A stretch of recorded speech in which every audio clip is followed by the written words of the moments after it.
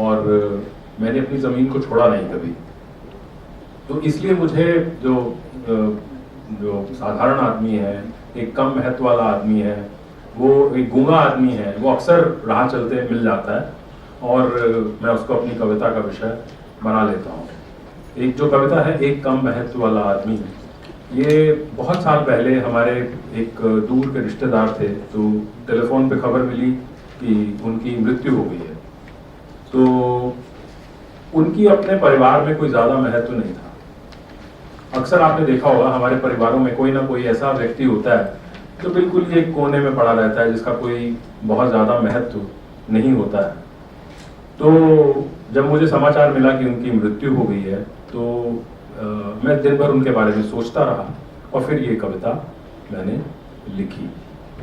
तो आप कहें, मैं ये कविता सुना देता हूँ, एक कम महत्व वाला आदमी। हर घर हर जगह होता है एक कम महत्व वाला आदमी। हर घर हर जगह होता है एक कम महत्व वाला आदमी। वो बोलता नहीं, सिर्फ सुनता है। वो बोलता नहीं, सिर्फ सुनता है। सिर्फ पूछने पर देता है जवाब।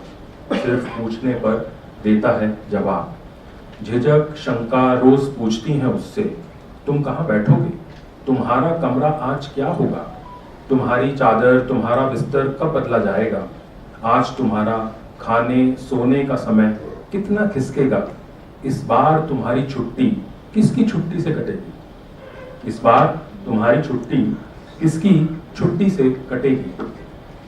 अपने सारे सवालों के जवाबों में वो एक कबाड़ी की तरह कचरे में हाथ डाल डालकर बाकी सबके बचे छोड़े कम महत्व के टुकड़ों को बोरी में भर लेता है। अपने सारे सवालों के जवाबों में वो एक कबाड़ी की तरह कचरे में हाथ डाल डालकर बाकी सबके बचे छोड़े कम महत्व के टुकड़ों को बोरी में भर लेता है। और एक दिन जब नहीं रहता ये कम महत्व वाला आदमी, और एक दिन जब नहीं रहता ये कम महत्व वाला आदमी, तो उसके तमाम सवाल, उसकी झिझक, उसकी शंका, उसकी पिछली पंक्ति, उसका कोना, उसकी ओढ़न उतरन बिछावन, उसकी पौनी करवट, उसकी कटी छुट्टी, उसका टूटा खिसका समय, उससे भी कम महत्व वाले आदमी को बड़े परोपकारी भाव से थमा दिया जाता है।